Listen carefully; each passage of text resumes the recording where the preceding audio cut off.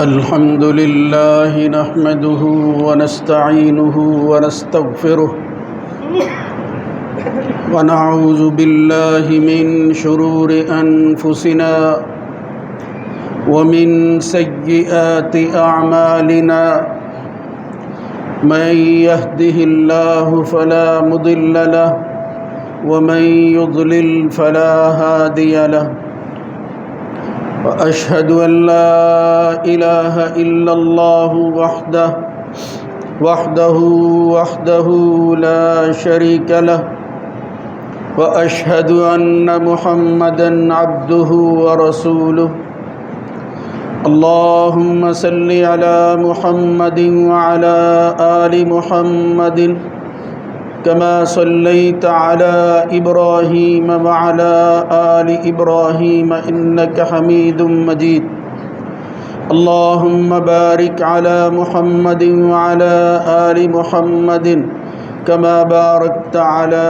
إبراهيم وعلى آل إبراهيم في العالمين إنك حميد مجيد أما بعد فإن خير الحديث كتاب الله وخير الهدى هدى محمد صلى الله عليه وآله وسلم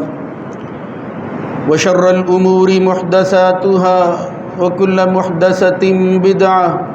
وكل بدعة ضلالة وكل ضلالة في النار رب أعوذ بك من همزات الشياطين من همزه ونفخه ونفثه يا أيها الذين آمنوا اتقوا الله حق تقاته ولا تموتن إلا وأنتم مسلمون يا أيها الناس اتقوا ربكم الذي خلقكم من نفس واحدة وخلق منها زوجها وبث منهما رجالا كثيرا ونساء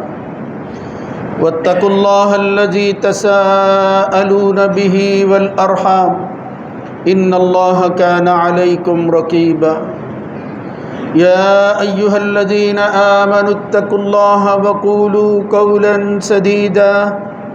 يصلح لكم أعمالكم ويغفر لكم ذنوبكم ومن يطع الله ورسوله فقد فاز فوزا عظيما رب اشرح لي صدري ويسر لي أمري واحلل عقدة من لساني يفقهوا قولي إن ناشئة الليل هي أشد وطئا وأقوم قيلا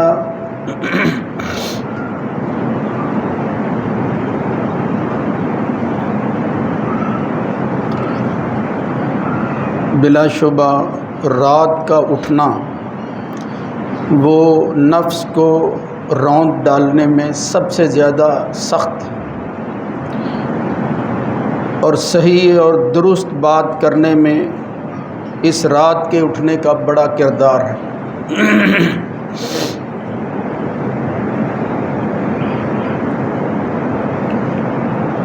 اللہ رب العزت کی حمد و ثنا کے بعد درود و سلام سید الرسل سید ولد آدم خاتم النبیین جناب محمد الرسول اللہ صلی اللہ علیہ وآلہ وسلم کی ذات گرامی پر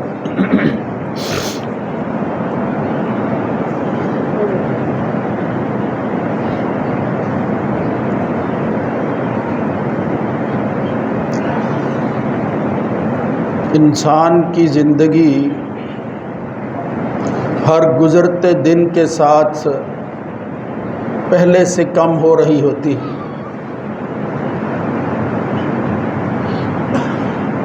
بظاہر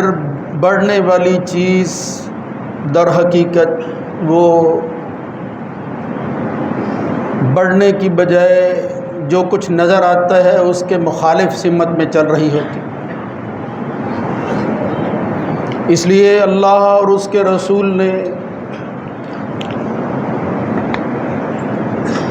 اس زندگی کی قدر کرنے کے بارے میں مختلف حوالوں سے ارشادات فرمائے ہیں۔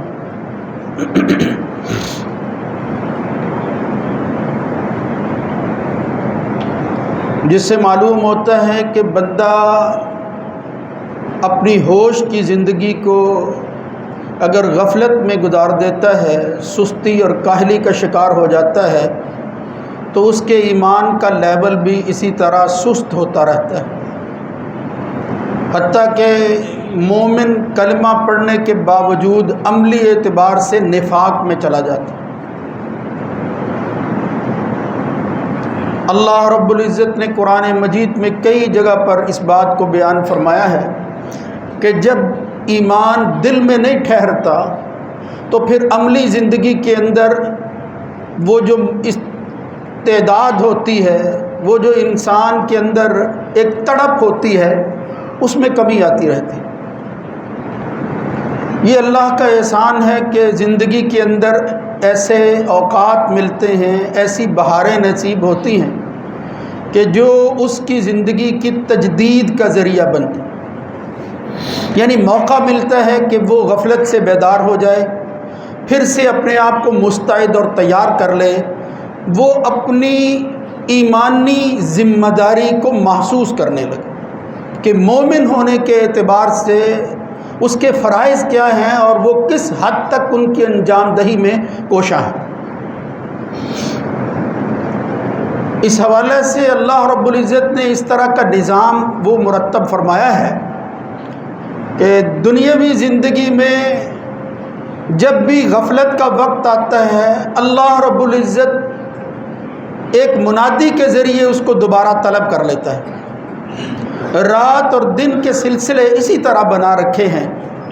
اور پھر اس منادی کا مطلب یہ ہوتا ہے کہ تم غفلت کا شکار نہ ہو جانا، سستی اور کاہلی کو چھوڑ دو، یا صرف اسی دنیا کے ہو کر نہ رہ جاؤ۔ یہ تمہاری دنیا، یہ زندگی، یہ اصل زندگی نہیں ہے، یہ تیاری ہے اس زندگی کی جس کے بعد پھر ہمیشہ زندہ ہی رہنا ہے، مرنا نہیں۔ ان اعمال میں، ان غنیمت کے لمحات میں بہت بڑی سعادت ہوتی ہے کہ زندگی میں رمضان کا مہینہ آ جاتا ہے، لیکن وقت کے ساتھ ساتھ جس طرح دوسرے اوقات انسان سے جو ہے وہ چھنتے ہیں اور وہ گزر جاتے ہیں، بالکل اسی طرح رمضان کا مہینہ دیکھو شروع ہوا تھا، پہلا جمعہ، پھر دوسرا جمعہ، یہ ہفتوں کی ایک ترتیب، یہاں تک کہ ہو سکتا ہے کہ اب ہم رمضان کے مہینے کے آخری جمعے میں، یعنی اگر اگلے جمعے میں عید ہو جاتی ہے تو پھر یہ آخری جمعہ ہوگا۔ یہ جو چیزیں شروع ہوتی ہیں اور ختم ہوتی ہیں، یہ دراصل ایک مومن مسلمان کے لیے ایک بہت بڑا عبرت کا مقام ہے، سبق سیکھنے کا ذریعہ ہے کہ تیری زندگی کے اندر تیری آنکھوں کے سامنے یہ سب کچھ ہوا کہ چیزیں شروع ہوئی ہیں لیکن ختم ہوئی۔ بالکل اسی طرح تیری زندگی کا آغاز ہوا تھا، یہ زندگی برف کی طرح پگھل رہی ہے، ڈل رہی ہے یہ تیری زندگی، پھر آخر کار ایک وقت آ جائے گا کہ تو زندہ نہیں رہے گا۔ اسی لیے اللہ اور اس کے رسول نے کئی مقامات پر اس کو بیان فرمایا ہے کہ بندہ اپنی زندگی کے بارے میں غور و فکر کرتا رہے، اور اگر مومن ہے تو وہ ہر روز سوچے، جس طرح اصحاب محمد صلی اللہ علیہ وآلہ وسلم اور رضوان اللہ علیہم اجمعین کے بارے میں صحیح بخاری میں آتا ہے کہ وہ دن بھر کے اوقات میں مشغول رہنے کے بعد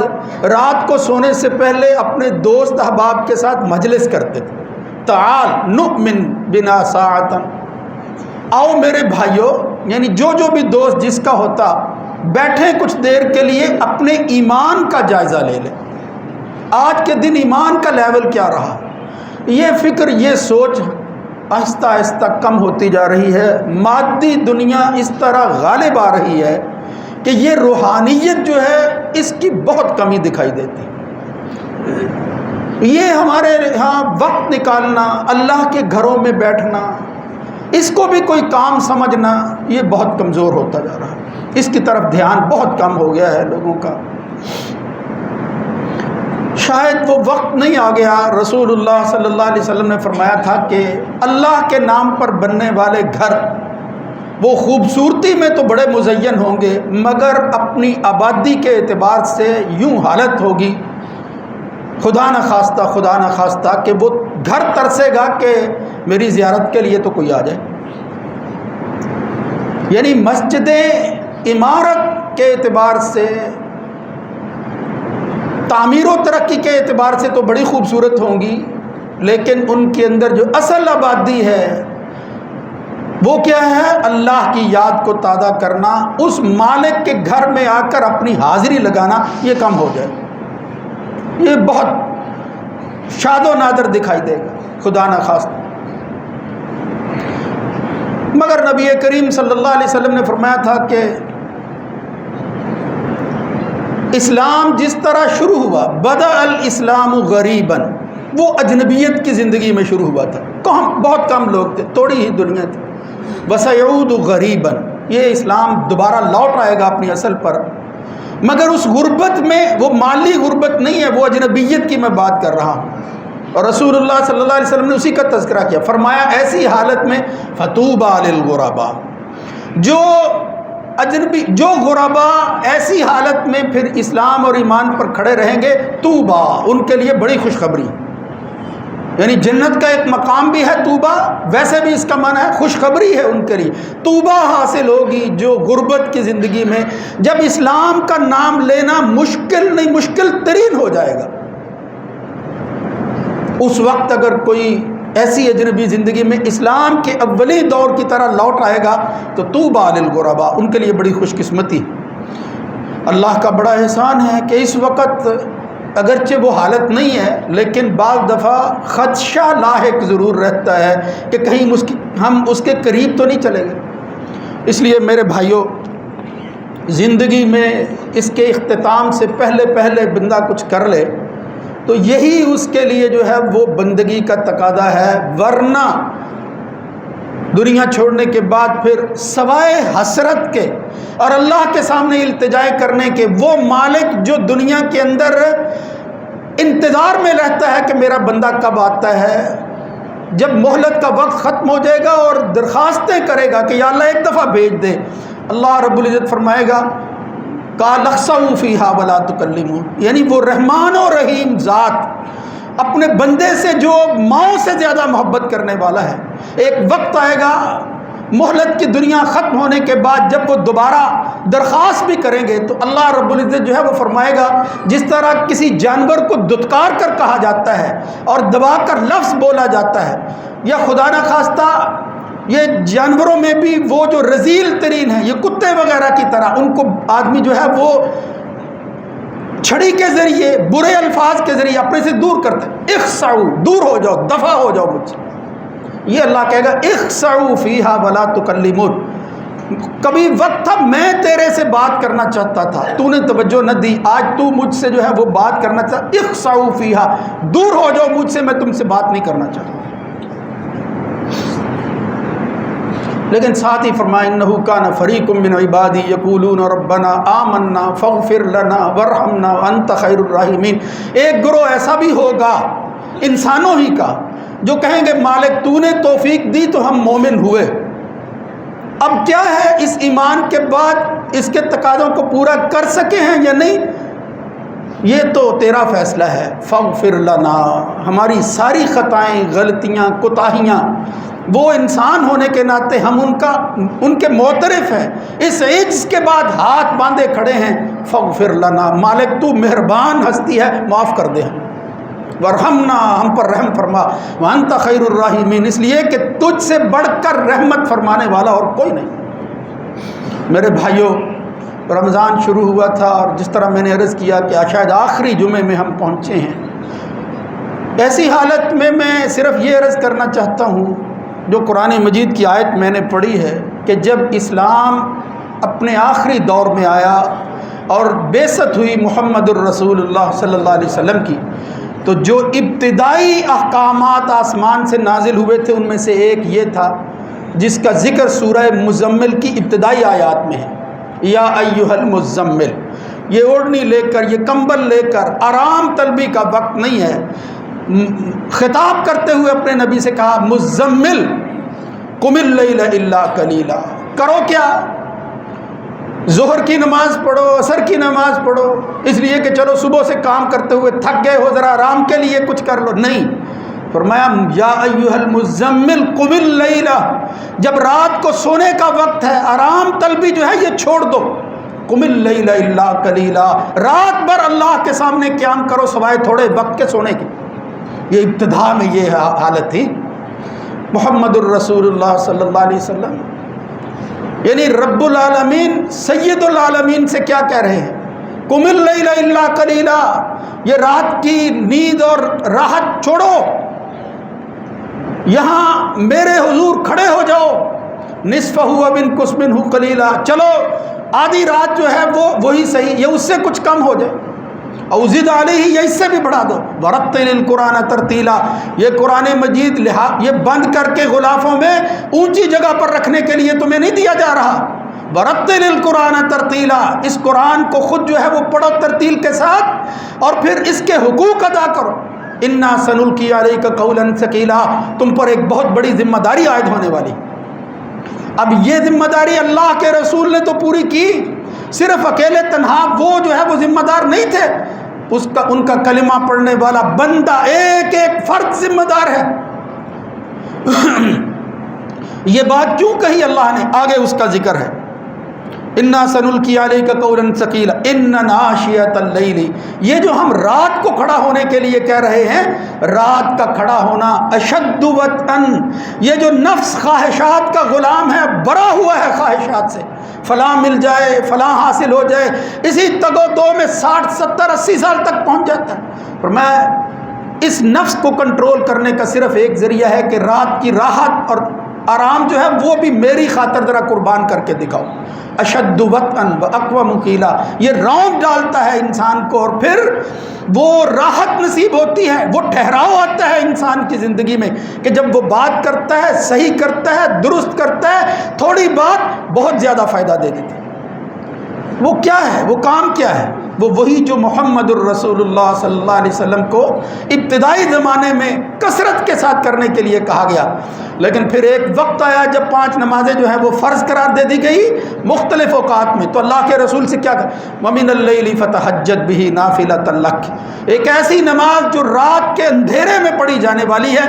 تیری امت کی خاطر احسان میں یہ کر رہا ہوں کہ تیرے عمل کے ذریعے تو نے جو احتیاط کی ہے میں اس کو فرض قرار نہیں دیتا، مگر یہ اپنی اہمیت کے اعتبار سے غیر معمولی ہے، یہ کوئی معمولی چیز نہیں ہے۔ رات کے وقت اٹھنا، یہ آداب سحر گاہی، جب ساری دنیا سوئی ہوئی ہوتی ہے۔ جناب عبداللہ ابن سلام رضی اللہ تعالیٰ عنہ کہتے ہیں، یہودی عالم تھے، مسلمان نہیں تھے، وہ کہتے ہیں دل کے اندر ایک تڑپ اور خواہش موجود تھی، جب رسول اللہ صلی اللہ علیہ وسلم مدینہ تشریف لے آئے ہجرت کے بعد، اور سب سے پہلی بات کرنا چاہیے محمد الرسول اللہ صلی اللہ علیہ وسلم نے، میں بھی جو ہے وہ حاضر ہو گیا کہ اب وہ نبی ہونے کا داعی جو ہے وہ بات کیا کرتا ہے۔ وہ کہتے ہیں میں گیا اسی مجمع میں جہاں محمد الرسول اللہ صلی اللہ علیہ وسلم موجود تھے، عرفت وجہہ، ابھی انہوں نے کوئی بات نہیں کی تھی، میں نے اس شخص کے چہرے کو دیکھ کر کہا ان وجہہ لیس بوجہ کذاب، یار یہ بولے گا تو بعد میں اس کے چہرے سے معلوم ہوتا ہے کہ یہ جھوٹا بندہ نہیں ہے۔ اس محمد الرسول اللہ صلی اللہ علیہ وسلم نے گھر بار چھوڑنے کے بعد مدینہ میں قیام کا آغاز کیا تو کیا فرما رہے تھے؟ ایھا الناس، لوگو میں کوئی دنیا بنانے کے لیے نہیں آیا، اگر میں چاہتا تو سردار تو میں پہلے ہی تھا، ابن سردار تھا، مگر آج یہ وقت آ گیا ہے کہ سردار کے بیٹے کو علاقے کے لوگوں نے مجبور کر دیا کہ وہ علاقہ چھوڑ کر تمہارے کسی اور جگہ آ گیا ہے، کسی کا دست نگر ہو گیا ہے، کسی کی سرزمین پر پہنچ گیا ہے۔ لیکن کیا کہا اس حوصلہ مند اور اولو العزم پیغمبروں کے سردار نے؟ ایھا الناس، لوگو افشوا السلام، قربان جائیں، بڑے لوگوں کی بات بڑی ہوتی ہے، اور سب بڑوں سے بڑا محمد الرسول اللہ صلی اللہ علیہ وسلم یہی بات کر سکتے تھے۔ لوگو افشوا السلام، سلامتی کو عام کر دو، ہم تخریب کاری نہیں چاہتے، ہمارے ہاتھ اور زبان سے کسی کو کوئی گزند اور تکلیف نہیں پہنچتی، ہم نے کلمہ وہ پڑھا ہے، ہم اس کے ہیں جو راحتیں پہنچاتا ہے۔ افشوا السلام، اور ساتھ ہی کہا کہ دنیا کے اندر اللہ نے ضرورتوں کے اعتبار سے جو ہے وہ گروہ بندی کی ہے، کچھ ضرورتوں کے اعتبار سے بہت مالا مال ہوتے ہیں، کچھ مجبور ہوتے ہیں، اس لیے فرمایا جہاں سلامتی کو عام کرنے کا حکم، اطعموا الطعام، جن کو کھانے کی ضرورت ہے کھانا کھلاؤ، خود ہی کھاؤ نہیں ہے۔ اظہار اور قربانی ایک ایک لفظ میں جھڑک رہی تھی۔ محمد الرسول اللہ صلی اللہ علیہ وسلم خطبہ دے رہے تھے، ایک ایک لفظ کے اندر ایک داستان چھپی ہوئی تھی۔ افشوا السلام، السلامتی چاہتا ہوں میں محمد صلی اللہ علیہ وسلم، کسی تخریب کاری کے لیے نہیں آیا۔ اطعموا الطعام، بھوکوں کو کھلاؤ، بھوکوں کو۔ وصلوا الارحام، میں رشتے ناطے توڑنے نہیں جوڑنے کے لیے آیا ہوں۔ یہ نہ کہنا کہ یہ اپنوں کو چھوڑ آیا ہے، دوسروں کا کیا ہو سکتا ہے، نہیں، فرمایا وصلوا الارحام، مجھے انہوں نے وہاں رہنے نہیں دیا، اپنوں نے، میں نے سب سے پہلے ان سے کہا تھا کہ میں تمہارے پاس اللہ کا پیغمبر بن کر آیا ہوں، تو انہوں نے مجھے دھتکارتے ہوئے ابو جہل جیسے چچا نے کہا تھا یا رشتہ دار نے کہا تھا کہ تو نے بدبخت ہمیں اس لیے بلایا، خدا نہ خواستہ، اس لیے میں اب دوسری سرزمین کو آباد کرنے کے لیے یہاں گیا ہوں۔ اطعموا الطعام وصلوا الارحام، رشتوں کو مضبوط کرنا ہے، ان کو جوڑنا ہے، میں محبتیں بانٹنے کے لیے آیا ہوں، نفرتیں تقسیم کرنے کا داعی نہیں ہوں۔ وصلوا الارحام، لیکن ساتھ ہی پھر فرمایا یہ تو ہیں انسانوں کے آپس کے معاملات، یہ سلامتی کو عام کرنا، کھانا کھلانا، اس سے معلوم ہوتا ہے کہ میرا نبی وہ اللہ کے حقوق سے پہلے سرزمین مدینہ کے اندر پہلے ہی خطاب کے اندر جو چارٹر پیش کر رہا ہے وہ کیا ہے، وہ انسانی حقوق کا چارٹر۔ یہاں دنیا میں لوگ بڑے بڑے دعوے کرتے ہیں اور پھر کہتے ہیں کہ مذہب جو ہے یہ ہمیں فقر کی طرف لے کر جاتا ہے، یہ مایوسی پھیلاتا ہے، یہ لوگ کہتے ہیں مذہب مایوسی پھیلاتا ہے، پتہ نہیں کیا ہونے والا ہے، مگر اللہ کے رسول نے کہا بندوں کا خیال کرو، افشوا السلام، اطعموا الطعام، صلوا الارحام، تین باتیں فرمائی، تینوں میں انسانوں کا ذکر کیا،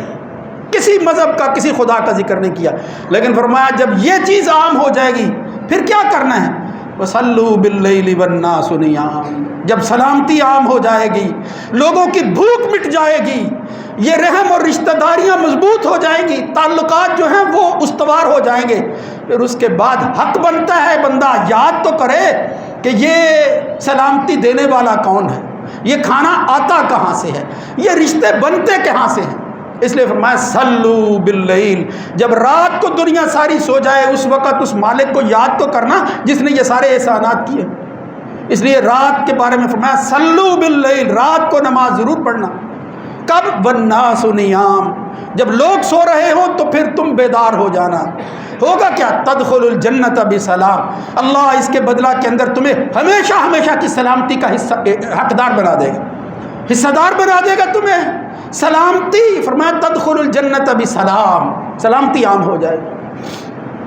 عبداللہ ابن سلام کہتے ہیں اس سچے بندے کے منہ سے جب یہ بات میں نے سنی اس کے بعد تو اللہ مجھے شرح صدر نصیب ہو گیا کہ یہ بندہ جو ہے یہ کوئی عام آدمی نہیں ہے، یہ واقعی اللہ کا رسول، یہ زبان کلام بتاتی ہے، اعمال بتاتے ہیں، وہ بولتے ہیں، اعمال انسان کے بولتے ہیں کہ بندہ کیا ہے، دعوے نہیں، زبان سے جو ہے وہ بڑی بڑی باتیں نہیں ہیں، اعمال بتاتے ہیں۔ اس لیے محمد الرسول اللہ صلی اللہ علیہ وسلم نے جو باتیں ارشاد فرمائی اور آج اللہ کی بندگی کے حوالے سے جو میں عرض کر رہا ہوں ان میں سے یہ ہے صلو باللیل، دنیا سوئی ہوئی ہو تم ذرا اٹھ کر تو دیکھو ملتا کیا ہے۔ رسول اللہ صلی اللہ علیہ وسلم نے فرمایا اگر تم اللہ کا قرب حاصل کر لو، ساری دنیا جو ہے وہ تمہارے مخالف ہو جائے وہ تمہارا کچھ نہیں بگاڑ سکتی، اللہ تمہارے ساتھ ہونا چاہیے۔ اللہ کے پیغمبر موسیٰ علیہ السلام کو جب فرعون جیسے ظالم سے نجات کے بعد قوم کے ساتھ آگے نکلے ہیں تو قوم گھبرائی ہوئی تھی، اور پچھلے فرعون کی کا لشکر جب آ گیا تو انہوں نے واویلا مچا دی تھی کہ موسیٰ کہاں تم ہمیں لے آئے، آگے سمندر ہے، پیچھے فرعون کی جو ہے وہ فوجیں ہیں، ہم تو نہتے ہیں۔ اس وقت پیغمبر نے کیا کہا، کلا ان معی ربی سیہدین، تمہیں اندازہ نہیں ہے میں تو اللہ کا پیغمبر ہوں، ایسی ہی حالت کے اندر تو خدا ساتھ دیتا ہے۔ جب دنیا کے سہارے ختم ہوتے ہیں اللہ کا سہارا مضبوط ہوتا ہے، یہ صرف یقین پیدا کرنے کی ضرورت ہے۔ میرے بھائیوں گھبرایا نہ کرو. ہاں گھبراتا ہے انسان اپنی لاچارگی کی وجہ سے، بیچارہ کیا کرے پھر، لیکن فرمایا یہ کبھی ٹھہراؤ تو پیدا کر کے دیکھو. اس کے بعد پیغمبر موسیٰ علیہ السلام کی طرح یہ کہو تو صحیح، اور سورہ مجادلہ کی طرح یہ یقین تو رکھو کہ جب کوئی میرے ساتھ نہیں ہے ایک اللہ تو ساتھ ہے. جب پیغمبر کو جو ہے وہ ہجرت کے وقت ساری دنیا چھوڑنا پڑی اور غار میں جو ہے وہ پناہ لینا پڑی، اس وقت بھی محمد الرسول اللہ صلی اللہ علیہ وسلم نے اپنے ساتھی سے کہا تھا کہ گھبرانے کی ضرورت نہیں ہے، ہم دو نہیں ہیں، ہمارا تیسرا رب ہمارے ساتھ ہے. یہ یقین ہے. میرے بھائیوں میں بات کیا کرنا چاہتا تھا، وہ تو احکامات کی بات ہے چلتی رہتی ہے، لیکن یہ آخری خطبہ کے اندر اگر یہی سمجھ آ گئی کہ ہمیں بندہ بن کر رہنا ہے. ساری دنیا کی غلامی اس سے نجات چاہتے ہو تو اللہ کی غلامی میں آ جاؤ، آپ آزاد ہو جائیں گے. تدخل الجنت بسلام اسی صورت میں ملے گا. تو اس وقت جب رات میں محمد الرسول اللہ صلی اللہ علیہ وسلم کے بارے میں آتا ہے، صحیح مسلم میں روایت آتی ہے رسول اللہ صلی اللہ علیہ وسلم نماز پڑھنے کے لیے رات کو باہر نکلے، لوگ ساتھ مل گئے، معاملہ بڑھتا گیا. اس کی تفصیل جو ہے وہ بھی آتی ہے. آخر کار نبی کریم صلی اللہ علیہ وسلم جو ہے وہ لوگوں کے کثرت سے اجتماع کے وقت باہر نہ نکلے. رات نماز پڑھنے کے لیے جب حضور نکلتے ساتھ جماعت بنتی گئی، لیکن اللہ کے رسول جو ہے وہ پھر ایک رات نہ نکلے، سب منتظر تھے. محمد الرسول اللہ صلی اللہ علیہ وسلم نے فرمایا میں جانتا ہوں، میں نے پہچان لیا ہے، من صنیعکم، تمہارے ان اعمال سے تم چاہتے کیا ہو، تمہاری بے تابی وہ میں دیکھ رہا ہوں، اس کا مشاہدہ کر رہا ہوں، لیکن میں تو حریص علیکم بالمؤمنین رؤوف الرحیم. میرے محمد صلی اللہ علیہ وسلم کے پیغمبر ہونے کا مطلب یہ ہے کہ میں لوگوں کی جو ہے وہ عادتوں، ان کی جو ہے مصروفیات کا خیال رکھنے والا سب سے زیادہ حریص علیکم. میں تمہارے دکھ کو سب سے زیادہ اپنا دکھ سمجھنے والا ہوں، اور میں آسانیاں بہم پہنچانے والا ہوں. بالمؤمنین رؤوف الرحیم، مومنوں پر اگر کوئی رؤوف رحیم ہے تو میں محمد صلی اللہ علیہ وسلم. اس لیے رات کے وقت اگر میں اسی طرح آتا رہا اور پھر تم بھی ساتھ شامل ہوتے رہے، کہیں ہمارے اس عمل کو پسند کرتے ہوئے اللہ رب العزت ہم پر فرض نہ قرار دے دے، یہ رات کی نماز کہیں فرض نہ ہو جائے. اس لیے میں رؤوف رحیم پیغمبر نے جو ہے وہ آج تمہارے سامنے آنے سے جو ہے وہ احتیاط کی ہے. فرمایا آج کے بعد جو ہے وہ تم اپنے گھروں میں نماز پڑھو، کہیں یہ رات کی نماز تم پر فرض نہ ہو جائے. ان یکتب علیکم، اور پھر جب یہ فرض ہو جائے گی پھر تمہارے لیے اس پر جو ہے وہ دوام، اس پر ہمیشگی رات کے وقت اٹھنا وہ مشکل ہو جائے گی. یہ تھی آسانی جو محمد الرسول اللہ صلی اللہ علیہ وسلم. لیکن میرے بھائیوں رات ہے، عشاء کی نماز آخری نماز 5 نمازوں میں، پھر بندے نے سونا ہوتا ہے. اللہ رب العزت نے عشاء کی نماز سے لے کر فجر کی نماز تک سارا وقت جو ہے اس میں کچھ سونے کے لیے جو ہے وہ وقت دیا ہے، بلکہ بہت سا وقت دیا ہے. لیکن فرمایا جب راتیں بڑی ہو جائیں تم اپنی عادت بنا لو، پھر چھوٹی راتوں میں بھی اللہ تمہیں توفیق دے دے گا. چند منٹ میرے لیے نکال لو. اور فرمایا علیکم بقیام اللیل، یہ صرف رمضان کے مہینے میں ہی ایک کام نہیں ہے جو تم نے کرنا ہے. سب سے بڑا کام رمضان کے مہینے میں جو ہم کرتے ہیں ان میں سے ایک کام یہ ہے. وہ کیا ہے بڑا کام؟ قیام کرتے ہیں. ہم اللہ کے حضور جو ہے وہ گھنٹہ کے لیے کھڑے ہوتے ہیں، تراویح پڑھتے ہیں، اسی کو قیام اللیل کہتے ہیں. آج لوگ شوشے چھوڑتے ہیں اور پھر جو ہے وہ لوگوں کو خدا نخواستہ بدزن کرنے کی کوشش کرتے ہیں کہ تراویح کوئی چیز نہیں ہے، تراویح کی کوئی نماز ہی نہیں ہے. یعنی بات یہ کرتے ہیں پھر آگے وضاحت کرتے ہیں. مطلب کیا ہوتا ہے بھئی قرآن و سنت میں اس نام سے کوئی نماز نہیں ہے. نبی کریم صلی اللہ علیہ وسلم نے رات کی نماز کے بارے میں جو کچھ کہا وہ قیام اللیل تھا، رات کو قیام کرنا. اللہ کے رسول کرتے تھے، اصحاب کرتے تھے، حکم دیا. فرمایا لازم پکڑ علیکم بقیام اللیل. تو میرے بھائیوں جو آدمی عشاء نہیں پڑھے گا اس کو قیام اللیل نصیب نہیں ہوگا. صرف عشاء کی نماز پڑھنے کے بعد میں 2 رکعتیں پڑھ لو، اس کے بعد جو ہے وہ وتر پڑھ لو، چلو کچھ قیام اللیل کا حصہ تو تمہیں نصیب ہو گیا. اور اگر سونے کے بعد پھر بیدار ہو یہ تو پھر سعادت ہے، یہ سعادت مندوں ہی کو ملتی ہے. علیکم بقیام اللیل، اس کو لازم پکڑ لو اگرچہ یہ فرض نہیں ہے. کیوں؟ فإنہ داب الصالحین قبلکم، تم سے پہلے بڑے صالح گزرے ہیں، پیغمبر گزرے ہیں، سب کے ہاں جو چیز نماز وہ پسندیدہ رہی اور جس اسوہ اور طریقہ پر وہ رہے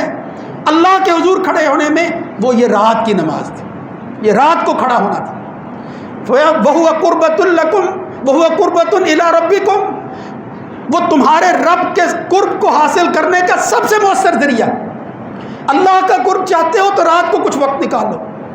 اور پھر ساتھ فرمایا مغفرۃ للسیئات، سارے گناہ جو ہیں وہ کفارہ بن جاتے ہیں جب رات کو آدمی اٹھتا ہے۔ ومنہات عن الاسم، اور اگلے دن کے اندر برائیاں جو ہیں ان کے خاتمے کا صرف ذریعہ یہ ہے کہ رات کو اللہ کے حضور کچھ وقت نکالو، کچھ وقت اس کو دے دو۔ علیکم بقیام اللیل، محمد الرسول اللہ صلی اللہ علیہ وسلم ایک دن جو ہے وہ گھبراتے ہوئے اٹھے، فازعاً کے لفظ آتے ہیں، فرمایا ماذا انزل اللیلۃ من الخزائن، اللہ نے اپنے خزانے باہر نکالے ہیں، اور جب خزانے آتے ہیں پھر آزمائشیں آتی ہیں۔ وماذا انزل من الفتن، ان خزانوں کے ساتھ ساتھ فتنے بھی ساتھ ہی پیدا ہو گئے ہیں۔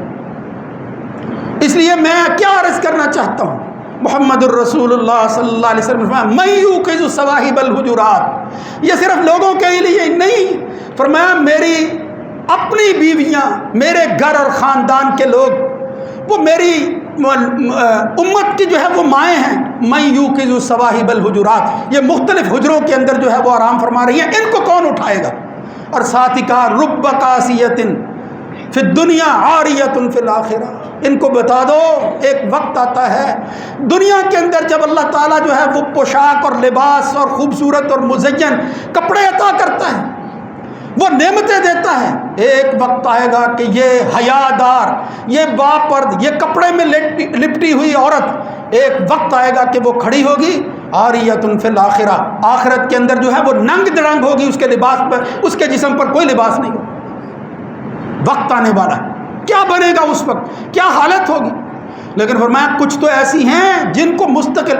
یہ دنیا میں کپڑے پہنے ہوئے ہیں، لیکن اس کپڑے کے اندر جو نعمتیں چھپی ہوئی تھی ان کا شکرانہ نہ ادا کرنے والی عاریۃ فی الآخرہ، وہ آخرت کے اندر ہمیشہ ننگی ہی رہے گی، اللہ ان کو کچھ نہیں دے گا۔ دنیا کے لباسوں پر فخر کرنے والوں، اسی پر جینے والوں، کہیں خدا نخواستہ ہمیشہ کی زندگی کے اندر ہم ننگ درنگ نہ ہو جائیں، وہاں پھر ترسیں گے ہم۔ اس لیے اس کے لیے فرمایا کہ کون ہے جو ان کو اٹھائے؟ محمد الرسول اللہ صلی اللہ علیہ وسلم۔ یہ رات کی نماز کے حوالے سے کوئی ایک بات نہیں ہے، وقت جو ہے اس کی کمی وہ اڑے آتی ہے، ورنہ میں آپ کو عرض کرتا کہ کس طرح محمد الرسول اللہ صلی اللہ علیہ وسلم ہر مشکل وقت کے اندر اپنی نیند کو جو ہے وہ قربان کرتے تھے، اور پھر کیا ملتا تھا اللہ کے، اللہ کا پیغمبر جس کے گناہوں کا تصور بھی نہیں بندہ کر سکتا، اس کو اللہ کیا کہہ رہا ہے، قم اللیل الا قلیلا، رات کو سونا نہیں ہے، اللہ میرے حضور کھڑے ہونا ہے۔ اور ہوتے تھے محمد الرسول اللہ صلی اللہ علیہ وسلم۔ میرے بھائیوں، اللہ کا یہ احسان ہے کہ یہی قیام اللیل جو ہے، اسی کا نام بدل کر تراویح جس کو کہا جاتا ہے، اللہ کے نبی صلی اللہ علیہ وسلم نے اس قیام اللیل کے حوالہ سے رمضان کے مہینے میں بالخصوص یہ بات کی۔ آج لوگ کہتے ہیں کہ اس کی کوئی حیثیت نہیں ہے، یہ ڈھونگ ہے جو لوگوں نے رچا رکھا ہے، اس طرح کے بھی بے نصیب ہیں، مگر ہے کیا؟ محمد الرسول اللہ صلی اللہ علیہ وسلم فرمایا، صحیح بخاری اور مسلم کی روایت ہے، من صام رمضان ایمانا، جب رمضان کے مہینے کی بات آتی ہے فرمایا روزہ رکھو، جس نے روزہ رکھا غفر لہ ما تقدم من ذنبہ، لیکن شرطیں ہیں دو، اللہ گناہوں کو معاف فرماتا ہے ایمان کی بنیاد پر اور اس نیت سے کہ اس کے بدلہ میں مجھے کچھ ملنے والا ہے، یقین پیدا کرو کہ کچھ دینے والا یا کوئی دینے والا موجود ہے، کچھ نہیں وہ تو بہت کچھ دیتا ہے۔ فرمایا ایمان ہو، ثواب کی نیت ہو، یعنی صرف رات شب بیداری کا مطلب یہ نہیں ہے کہ رات جو ہے وہ آپ نے اپنی دکان سے جانی ہے،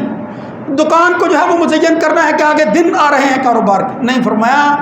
جو من صام رمضان ایمانا، روزہ رکھتا ہے ایمان اور احتساب کی بنیاد پر، ومن قام رمضان ایمانا واحتسابا، عام دنوں میں بھی نماز کی بڑی تلقین ہے رات کے وقت، لیکن فرمایا رمضان کا مہینہ ہے، ایمان اور احتساب کی نیت سے وہ قیام کرتا ہے، غفر لہ ما تقدم من ذنبہ، اللہ اس کے گناہ معاف فرما دیتا ہے۔ تیسری بات اسی کو دہرایا، من قام لیلۃ القدر ایمانا واحتسابا، جو شخص قیام کرتا ہے لیلۃ القدر کے اندر، یہ عشرۂ اخیرہ جس میں ہم داخل ہو چکے ہیں، جس کی 2 راتیں گزر چکی ہیں، محمد الرسول اللہ صلی اللہ علیہ وسلم کے صحابی کہتے ہیں مہینہ گزر رہا تھا، لم یکن بنا حتی بقی 7 من الشہر، 7 دن رہ گئے نبی کریم صلی اللہ علیہ وسلم باہر تشریف لائے، اللہ کے رسول نے قیام فرمایا، اور کتنا قیام فرمایا، حتی ذہب ثلث اللیل، 3 حصے جو ہے وہ رات کے کرو، 1 حصہ قیام فرماتے رہے محمد الرسول اللہ صلی اللہ علیہ وسلم، لیکن اگلی رات نہیں آپ نکلے، پھر اس کے بعد جو ہے وہ اس سے اگلی رات جو ہے وہ نبی کریم صلی اللہ علیہ وسلم تشریف لائے، حتی ذہب شطر اللیل، آدھی رات قیام میں گزر گئی، رمضان کا مہینہ اور عشرہ اخیرہ تھا، اس کی قدر کی نبی کریم صلی اللہ علیہ وسلم نے، لیکن میرے بھائیوں ہماری طرح نہیں تھے، اگر سپارہ تھوڑا سا لمبا ہو جائے تو دیکھنا شروع کرتے ہیں کہ آج پتہ نہیں کیا ہونے والا ہے، قربان جائیں یہی فرق تھا ہمارے اور اصحاب رسول صلی اللہ علیہ وسلم ورضوان اللہ علیہم اجمعین کے اندر، آدھی رات قیام کیا نبی کریم صلی اللہ علیہ وسلم نے، تو اصحاب کیا کہتے ہیں، یا رسول اللہ لو نفلتنا بقیت هذه اللیلہ، کاش اللہ کے رسول جو باقی آدھی رات رہ گئی ہے، آدھی تو ہم نے عبادت میں گزار دی، باقی آدھی رات بھی آپ قیام کرواتے رہتے، ہم کرتے رہتے، لو نفلتنا بقیت هذه اللیلہ، مگر وہاں ہمارے لیے ایک بات کی محمد الرسول اللہ صلی اللہ علیہ وسلم نے، جس سے اسی تراویح کی اہمیت کا اندازہ ہوتا ہے، یہ قیام رمضان کا مقام جن کو نصیب ہوتا ہے، سعادت جن کو ملتی ہے، ان کے لیے کیا فرمایا، جو محروم ہوتے ہیں چوکوں میں وقت گزار دیتے ہیں، نمازی دیکھیں فرض نماز پڑھیں گے کہیں گے دیکھو فلاں عالم تو کہتا ہے تراویح کوئی نماز ہی نہیں، بھئی وہ خود کیا کرتا ہے، اس کا مطلب کیا ہے وہ تو سمجھو، محمد الرسول اللہ صلی اللہ علیہ وسلم سے جب صحابہ نے کہا کہ آدھی رات مزید قیام کر لیں، احسان فرمایا رسول اللہ صلی اللہ علیہ وسلم نے، فرمایا جو شخص من قام مع الامام حتی ینصرف، کسی امام کے ساتھ مل کر قیام کرتا ہے، تراویح پڑھتا ہے تنہا نہیں پڑھتا، مل کر امام کے ساتھ مل کر یہ کام کرتا ہے، جو آدمی جتنا امام جو ہے وہ قیام کرتا ہے اس کے ساتھ مل کر کرتا ہے، حتی ینصرف، یہاں تک کہ وہ اٹھ کر چلا جاتا ہے، سلام پھیر دیتا ہے، قیام مکمل کر دیتا ہے، لیکن ابھی وقت بہت ہوتا ہے، رات پڑی ہوتی ہے، حسب لہ قیام لیلۃ، اللہ رب العزت اس مومن بندے کو باوجود اس کے کہ وہ گھر میں سو رہا ہوتا ہے، امام کے ساتھ تراویح پڑھنے والے کو باقی رات کا ثواب اللہ رب العزت بونس کے طور پر مفت میں عطا فرما دیتا ہے، حسب لہ قیام لیلۃ، 1 گھنٹہ تم نے دیا، ساری رات کا ثواب کیوں ملا ہے، امام کے ساتھ مل کر قرآن پڑھا ہے، سنا ہے تم نے، جناب عمر بن خطاب نے پھر دوبارہ جب اس کا آغاز کروایا، یعنی پہلے یہ خدشہ تھا کہ کہیں قیام جو ہے وہ فرض نہ ہو جائے، اللہ کے رسول نے جو ہے وہ چھوڑ دیا، اسی خدشے سے بچنے کے لیے ابو بکر صدیق کا زمانہ گزر گیا، ایک وقت آیا شوق رکھنے والے پہلے بھی یہ کام کرتے تھے، عمر بن خطاب کا زمانہ آیا، مسجدوں کے اندر مختلف ٹولیاں بنی ہوئی ہیں، اپنے اپنے امام کے ساتھ نماز پڑھ رہے ہیں، رسول اللہ صلی اللہ علیہ وسلم کے اس جلیل القدر مسلمانوں کے عظیم خلیفہ نے جب دیکھا تو کہا کاش میں ان کو کسی ایک امام پر جو ہے وہ اکٹھا نہ کر دوں، کتنا اچھا کام ہے، اور پھر نبی کریم صلی اللہ علیہ وسلم کی سنت جو پہلے موجود تھی اسی کے احیاء کے لیے، یعنی دوبارہ اس کو زندہ کیا عمر بن خطاب نے، اور پھر دوسری روایت میں آتا ہے امر ابی بن کعب بتمیم الداری ان یقوم للناس 11 رکعۃ فی رمضان، عمر بن خطاب نے جو ہے وہ جب حکم دیا تمیم داری اور ابی ابن کعب کو کہ وہ لوگوں کی امامت کروائیں، 11 رکعتیں پڑھائیں ان کو رات کے وقت، 11 رکعتیں، یہ عمر بن خطاب کا فیصلہ تھا، کیوں کہ محمد الرسول اللہ صلی اللہ علیہ وسلم رمضان میں 11 رکعتیں پڑھتے تھے، حضرت عائشہ کہتی ہیں ما کان یزید فی رمضان و فی غیرہ الا 11 رکعۃ، اللہ کے رسول رمضان ہو یا غیر رمضان 11 رکعتوں سے زیادہ نہیں پڑھتے، ایک روایت میں ہے وہ 13، یعنی بعد میں بھی دو کی اجازت ہے، یہ سنت طریقہ ہے محمد الرسول اللہ صلی اللہ علیہ وسلم، 2 کر کے نماز پڑھتے، آخر میں جو ہے وہ وتر کر پڑھتے، 1 رکعت پڑھ لیتے تھے، سب سے بہتر طریقہ محمد الرسول اللہ صلی اللہ علیہ وسلم، اس کو جاری کیا جناب عمر بن خطاب نے، یعنی مسئلے کی بات کو بھی اچھی طرح سمجھنا چاہیے کہ وہی سنت جو کچھ وقت کے لیے رک گئی تھی دوبارہ احیاء کر دیا جناب عمر بن خطاب رضی اللہ عنہ، اسی کو زندہ کرنے کی ضرورت ہے، اسی سنت پر آنے کی ضرورت ہے اگر اللہ کی رحمتیں جو ہے وہ آپ کو مطلوب ہیں۔ تو نبی کریم صلی اللہ علیہ وسلم کے صحابہ کے بعد یہ تاریخ ہے ایک حضرت عمر نے جو جاری کر دی اور پھر مسجدوں کو، اللہ کے گھروں کو آباد کرنا شروع کر دیا لوگوں نے، اب یہ قیامت تک جاری اور ساری رہے گا۔ اللہ رب العزت اللہ کے گھروں کو آباد رکھے، ہمیں ان کا حصہ بنائے، ہم ان خوش نصیبوں میں شامل ہو جائیں جو 1 گھنٹہ امام کے ساتھ مل کر قیام کرتے ہیں، ساری رات کا ثواب پاتے ہیں۔ اللہ رب العزت نے یہ آخری عشرہ ہمیں عطا کر دیا ہے۔ کیا فرماتی ہیں ہماری ماں؟ کان النبی صلی اللہ علیہ وسلم یجتہد فی العشر الاواخر ما لا یجتہد فی غیرہ۔ اللہ کا نبی جو آخری عشرہ میں اجتہاد اور محنت اور جد و جہد اور کوشش کرتے وہ پہلے عشروں میں نہیں کرتے تھے، یعنی بالاہتمام کرتے نبی کریم صلی اللہ علیہ وسلم۔ اذا دخل العشر الاخیر، جب آخری عشرہ داخل ہو جاتا، شد میزرہ، اپنے تہبند کو مضبوط باندھ لیتے، لیکن پھر کیا کرتے؟ احیا لیلہ ایقظ اہلہ، احیا لیلہ و ایقظ اہلہ، اپنی رات کو زندہ کرتے، اپنے گھر والوں کو بھی اٹھاتے، گھر والوں سے کہ ایقظ اہلہ، اٹھو اٹھو، یہ وقت پھر نہیں ملنا۔ آخری عشرہ کے اندر بالخصوص اہتمام کر کے اور پھر طاق راتوں میں اپنے گھر والوں کو اٹھاتے، اللہ اللہ کرنے کے لیے اٹھاتے۔ لیکن یہ نہیں ہے کہ بندہ صرف رمضان کے مہینے میں وہ اتنا وقت لے لے کہ بعد میں بیمار ہو جائے، پھر نیا مسئلہ کھڑا ہو جائے، کچھ نہیں ہے تو امام کے ساتھ 1 گھنٹہ تو دے دو۔ اور رمضان گزر گیا، پہلے 3 دنوں میں آپ آتے رہے، آخری عشرہ ہے اب تو آ جاؤ۔ یعنی اللہ بھی یہی کہتا ہے، آخری پہر میں، آخری رات میں جب اللہ آسمان دنیا پر آتا ہے تو کون ہے؟ من یدعونی فاستجیب، اب کون ہے جو میرے پاس آ کر مجھے کچھ کہے تو صحیح، میں اس کی بات سننے کو بیتاب بیٹھا۔ یعنی یہ ہے مطلب اس کا، کون ہے جو مجھ سے رزق طلب کرتا ہے؟ مارے مارے پھرتے ہو، کوئی وہ فلاں سیٹھ جو ہے اس کے ساتھ میری دوستی ہو جائے، کچھ دے دے، کوئی کچھ نہیں دے سکتا، یہ یقین پیدا کرو، کوئی نہیں دے سکتا، دے گا بھی برے حال سے دے گا۔ کیوں دے گا؟ وہ تم اپنی کی ہوئی محنت تمہیں، اور وہ مالک، وہ جس کے خزانے جو ہیں وہ بھرے ہوئے ہیں، وہ خود کہتا ہے کون ہے جو مجھ سے رزق طلب کرے، میں رزق بانٹنے کے لیے جو ہے وہ تیرے پاس آ گیا ہوں۔ اس لیے میرے بھائیوں اٹھو، اللہ کے حضور جو ہے وہ اعتکاف کرو۔ یہ جو اعتکاف ہے اس کا یہی مطلب ہے کہ یا اللہ اب میں نے ڈیرا ڈال دیا ہے تیرے سامنے، میں یہاں سے کچھ لے کر ہی جاؤں گا۔ اللہ رب العزت بہت خوش ہوتا ہے پھر ایسے لوگوں سے جو اللہ کے گھروں کو آباد کرتے ہیں، کچھ نہیں، اکیلے بیٹھے ہیں، مسجدوں میں بیٹھے ہوئے ہیں، صرف اس لیے کہ یہ اللہ کے گھر میں بیٹھے ہوئے ہیں۔ اللہ کے نبی صلی اللہ علیہ وسلم نے فرمایا وہ کچھ نہیں کرتے، صرف مسجد میں بیٹھنا۔ ما یزال احدکم فی صلاتہ ما تحبسہ فی الصلاۃ، جو آدمی نماز میں بیٹھتا ہے انتظار کرتا ہے، ہمیشہ اسی طرح اس انتظار میں رہتا ہے، کچھ نہیں کر رہا، مسجد میں نماز کے انتظار میں بیٹھا ہے، اس کا انتظار بھی اللہ رب العزت نماز بنا کر اس کے نامہ اعمال میں درج فرما دیتے ہیں۔ اس کا انتظار ہے، کر تو وہ کچھ بھی نہیں رہا، لیکن فرمایا وہ اس کا انتظار نماز بنا دیتا ہے اللہ، یہ میری خاطر بیٹھا ہے۔ یہی ہے مراقبہ، یہی ہے اعتکاف۔ اور ہمارے پیغمبروں نے، ابراہیم اور اسماعیل نے اعتکاف کی خاطر اللہ کے گھر بنائے تھے، کوئی اور مقصد نہیں تھا۔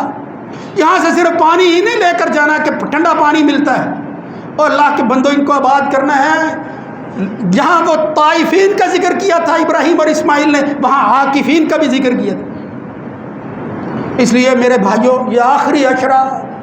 2 راتیں تو گزر گئی، 4 دن جو ہے وہ گزر گئے ہیں، کوئی اور نہیں ہے تمہارے پاس وقت موجود ہے، 1 دن کے اعتکاف کی نیت سے ہی مسجد میں بیٹھ جاؤ، صبح آؤ یا مغرب کے وقت آ جاؤ، اگلا دن گزار لو، رات جو ہے وہ طاق گزار لو، پھر اگلا دن جو ہے وہ مسجد میں گزار لو، صرف اس لیے کہ یار میں اللہ کو خوش کرنا چاہتا ہوں، میں اللہ کا قرب چاہتا ہوں، بہت بے نصیب ہوں، میرے دل کے اندر جو اس وقت کیفیت ہے اس کا علاج دنیا میں نہیں رہا، مالک تو دینے والا ہے۔ اور اس کی خاطر خدا کے در پر جب آدمی جم کر بیٹھ جاتا ہے، اعتکاف کر لیتا ہے، کم از کم اہل علم کہتے ہیں 1 دن کا تو کرے، ویسے تو کچھ لوگ کہتے ہیں جب بھی مسجد میں آئے اعتکاف کی نیت کر لیں، یہ اہل علم کی بات ہے کہ نیت کرنی ہے، لیکن کم از کم اعتکاف وہ 1 دن کے لیے اللہ کو 1 دن تو دے دے۔ تو میرے بھائیوں صرف مجھے یہ عرض کرنا تھا، اور اسی کی جو ہے وہ اصل طلب ہے جو انسان کے اندر پیدا ہو جائے کہ غیر رمضان کے اندر بھی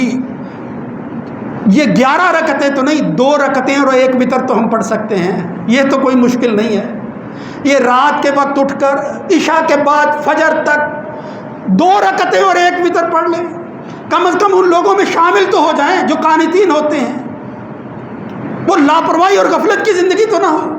اللہ رب العزت جو ہے وہ ترس کھائے ہم پر کہ یہ میرا بندہ ہے، اس کے پاس وقت ہی اتنا تھا۔ اور جب اللہ کسی پر ترس کھاتا ہے پھر دنیا کے اندر سہاروں کی ضرورت نہیں رہتی۔ اللہ کا رسول صلی اللہ علیہ وسلم ہر مشکل وقت کے اندر اللہ کا قرب حاصل کرتے تھے، اور بدر کے اندر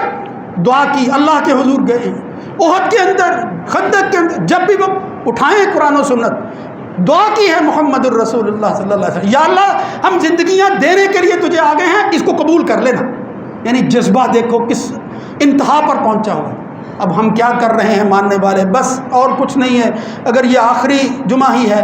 یا اللہ جو کچھ کہا، جو کچھ سنا، اے اللہ جو کوتاہی، کمی، جو غفلت ہے، یا اللہ ہم عاجز بندے ہیں، تو اپنی رحمت کے ساتھ ہمیں معاف فرما دے۔ ربنا اغفر لنا ذنوبنا، ربنا اغفر لنا ذنوبنا وکفر عنا سیئاتنا وتوفنا مع الابرار۔ یا اللہ جو کچھ کر سکتے ہیں، یہ تو اس قابل نہیں ہے کہ اس کے بدلہ میں ہمیں کچھ مل سکے، کیا ہم نے کیا ہے، مگر تو بڑا ہی مہربان ہے، تو بغیر غرض کے آنے والوں کو بھی کام کرنے والوں کے ساتھ شامل کر لیتا ہے۔ جس طرح نبی کریم صلی اللہ علیہ وسلم سے کسی نے کہا، یا رسول اللہ آپ نے یہ جو حدیث بیان فرمائی، یہ جو فرمان تھا کہ مسجد میں بیٹھنے والے، اللہ کے گھر کو آباد کرنے والے، یتدارسونہ یتلون کتابہ، وہ آپس میں جو ہے وہ مذاکرے کرتے ہیں، قرآن پڑھتے ہیں، حفتہم الملائکہ غشیتہم الرحمہ، اللہ کی رحمت ان کو ڈھانپ لیتی ہے، فرشتے جو ہے وہ ان کو گھیر لیتے ہیں۔ یا رسول اللہ فلاں بندہ تو اپنے دوست کو ملنے آیا تھا، اس کا تو اس مسجد سے، اس اجتماع سے کوئی تعلق ہی نہیں تھا۔ محمد الرسول اللہ صلی اللہ علیہ وسلم نے فرمایا انہی اجتماعات کی یہی تو ایک صفت اور خوبی ہے، یہاں بے غرض آنے والوں کو بھی اللہ تعالیٰ محروم نہیں رکھتا۔ کوئی غرض سے نہیں آیا، وہ اپنے کام سے آیا ہے، لیکن چونکہ ان کے ساتھ آ کر شامل ہو گیا ہے، اللہ رب العزت نے اس کو بھی اس اجتماع کا حصہ بنا دیا ہے، جن کو اللہ کے فرشتے ڈھانپے ہوئے ہوتے ہیں، اللہ کی رحمت جو ہے وہ چھائی ہوئی ہوتی ہے ان پر۔ اس لیے میرے بھائیوں، زندگی کے اندر جب آپ کو کوئی پریشانی ہو، اللہ کے گھر میں آ جاؤ، نفل پڑھو، 2 رکعتیں پڑھ کر اللہ کے حضور ہاتھ اٹھا کر معافی مانگو، آپ یقین جانیں آپ کے مسئلے حل ہو جائیں گے۔ یہ کوئی میری بات نہیں، یہ محمد الرسول اللہ صلی اللہ علیہ وسلم، اقرب ما یکون العبد، سب سے زیادہ بندہ جو ہے وہ من ربی، اپنے رب کے جو قریب ہوتا ہے، وہو ساجد، جب وہ سجدہ کرنے کی حالت، سجدے میں بندہ اللہ کے سب سے زیادہ قریب ہوتا ہے۔ فاکثروا فیہ الدعاء، نبی کریم صلی اللہ علیہ وسلم میں اپنی پیشانی کو زمین پر رکھ کر کثرت سے اللہ سے مانگو تو صحیح، اللہ رب العزت جو ہے وہ دینے والا ہے، اس کے خزانوں میں کوئی کمی نہیں ہے۔ دنیا کے سہاروں کو چھوڑ کر میں پھر آپ سے کہتا ہوں، دنیا کی لالچ کو چھوڑو، یہ کچھ نہیں دیں گے، یہ آپ کے حرص بڑھائیں گے، یہ چیز آپ کو مل بھی جائے گی، سکون نہیں ہوگا، یہ بات پکی ہے۔ جب اللہ دے گا سکون مل جائے گا، تھوڑا بھی بہت ہو جائے گا۔ اللہ رب العزت اپنے خزانوں سے جو ہے وہ مالا مال فرمائے، اللہ تعالیٰ ہمارے رزق میں جو ہے وہ اضافہ فرمائے۔ یا اللہ اس وقت غربت، فقر ہمارے ملک میں جس طرح بول رہی ہے، جس طرح آنکھیں کھولے ہوئے کھڑی ہے، جو حالت ہو گئی ہے لوگوں کی، جن کو انسانوں سے واسطہ ہے، خدا نہ خواستہ ترس آتا ہے، خوف آتا ہے، بلکہ اپنے آپ پر۔ ہم تو کھانے کے اندر عمدہ سے عمدہ کھانا کھا رہے ہیں، کچھ ایسے لوگ ہیں کہ جن کو خدا نہ خواستہ وہ چیز بھی میسر نہیں ہے کہ وہ اپنے آٹے کے ساتھ اس کو جو ہے وہ شامل کر کے روزہ ہی رکھ سکیں۔ حالت جو ہے اگر ایسی ہو جائے، خدا نہ خواستہ اپنے ارد گرد دیکھا کرو، اپنے ایسے گھرانے جو ہیں جہاں یہ محرومیاں ہوں، ان کی محرومیاں ختم کرنے کی کوشش کرو۔ اللہ رب العزت میرے یہ جو بکھرے ہوئے الفاظ ہیں، یہ جو غیر مربوط بات ہے، مالک صرف اس کی ایک ہی غرض ہے کہ اللہ تو رب العالمین ہے، جب تو کافروں کو بھی دنیا میں نواز رہا ہے، یا اللہ دنیا کی ضرورتیں جو ہیں ہمیں ان سے محروم نہ رکھنا۔ یا اللہ یہ بڑی آڑیں آتی ہیں، اس کی وجہ سے ہم مارے پھرتے ہیں، اپنی رحمت کے خزانے ہماری قسمت میں کھول دے۔ یا اللہ جو کچھ تو نے ہمارے لیے لکھا ہے، اپنے ہی در کا محتاج کر کے اپنے خزانوں سے وہ چیز نصیب فرما کہ ہم دینے والا ہاتھ جو ہے اس کو اپنے پاس رکھیں اور دیں، اور لینے والا ہاتھ جو ہے وہ ہمیں نصیب نہ فرمانا۔ اقول قولی ھذا استغفر اللہ لی ولکم ولسائر